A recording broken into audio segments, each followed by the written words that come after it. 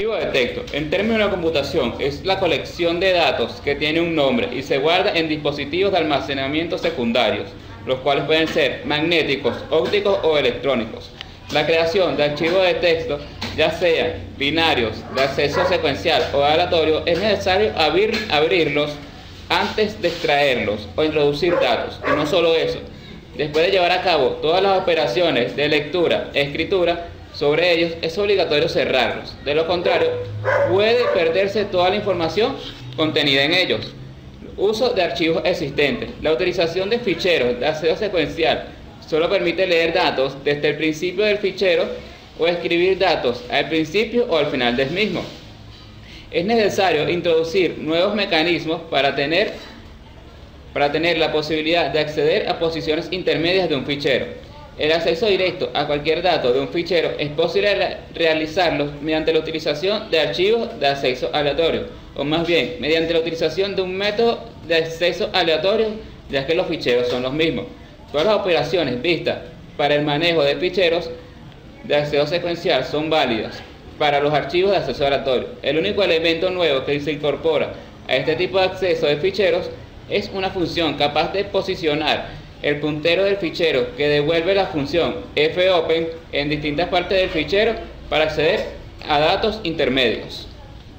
De registro. Los archivos de registro o archivos de log son archivos que contienen mensajes sobre el sistema, incluyendo el kernel, los servicios y las aplicaciones que se ejecutan en dicho sistema. Los archivos de registro pueden ser muy útiles cuando se trata de resolver un problema con el sistema, tal como cuando se trata de cargar un controlador del kernel o cuando se está buscando por intentos no autorizados de conexión al sistema. Escritura de un archivo de registro. Así como podemos leer datos desde un fichero, también se pueden crear y escribir ficheros con la información que deseamos almacenar. Para trabajar con los archivos existen diferentes formas y diferentes funciones. Entre las funciones de librería de los archivos de registro tenemos la función fopen. Se utiliza para abrir un archivo y asociarle una variable apuntador al archivo con la cual el programa puede referirse a la fuente del archivo. fopen retorna un apuntador al archivo si la llamada fue exitosa, si no, retorna null. El apuntador del archivo se utiliza para identificar la fuente del mismo. Se pasa como parámetro a las rutinas de escritura, lectura y manejo del archivo. Para cerrar los archivos se utiliza la función fclose. fclose retorna 0 si fue exitosa y eof si hubo alguna falla.